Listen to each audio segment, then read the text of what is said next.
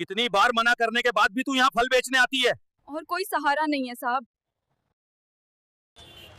Stop it. एक साधारण सुबह थी।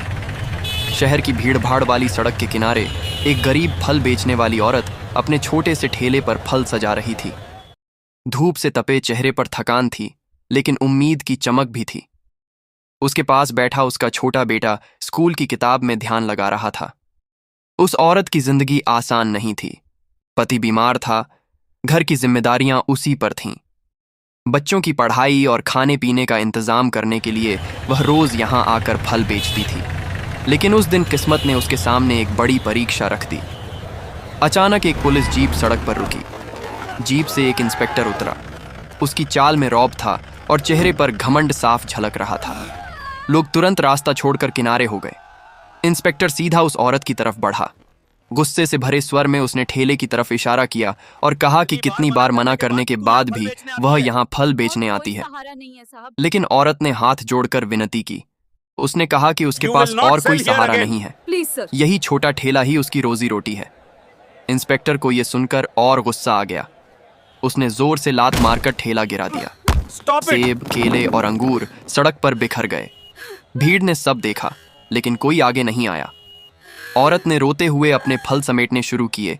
तभी इंस्पेक्टर ने उसका हाथ पकड़कर झटका दिया और एक जोरदार थप्पड़ मार दिया। उस एक पल में पूरा माहौल थम गया। भीड़ सन्न रह गई, लेकिन भीड़ में खड़ा एक नौजवान चुपचाप ये सब अपने मोबाइल कैमरे में रिकॉर्ड कर रहा था। कुछ ही घंटों में ये वीडियो सोशल मीडिया पर आग की तरह फैल गया। हर जगह यही चर्चा थी कि एक गरीब औरत पर इंस्पेक्टर ने हाथ उठाया।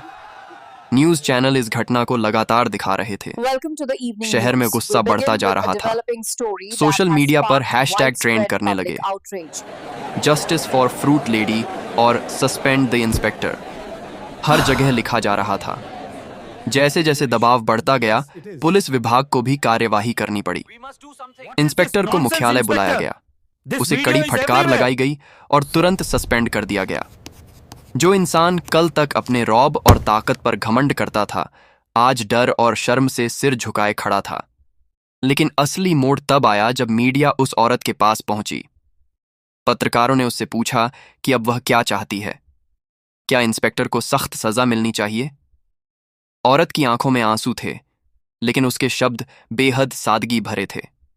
उसने कहा, मैं किसी की नौकरी नहीं छीनना चाहती। मैं चाहती हूँ कि वो इंस्पेक्टर इंसानियत को समझे। अगर वो इंसानियत सीख जाए और आगे से गरीबों की मदद करे, तो वही मेरी सबसे बड़ी जीत होगी। उसके शब्द सुनकर पूरा शहर हैरान रह गया। इतना अपमान सहने के बाद भी उसने माफी और सुधार की बात की। कुछ ही दिनों बाद इंस्पेक्टर खुद उस औरत के घर पहुंचा। उसके चेहरे पर घमंड नहीं, बल्कि पछतावा था। उसने हाथ जोड़कर उससे माफी मांगी। उस औरत ने भी कहा कि इंसान गलती से बड़ा नहीं होता, बल्कि अपनी गलती सुधार कर बड़ा बनता है। उस दिन इंस्पेक्टर की आंखों से आंसू बह निकले। समय बीता। कुछ महीनों बाद वही इंस्पेक्टर और उसका पूरा थाना गरीबों और जरूरतमंदों की मदद करने लगा। कोई बच्चा स्कूल जाने में असमर्थ होता तो वह किताब और बैग दिलवाते।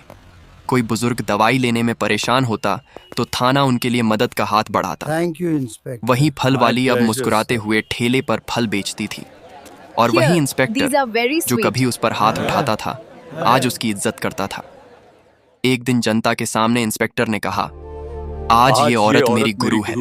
इसने मुझे इंसानियत का असली मतलब सिखाया है।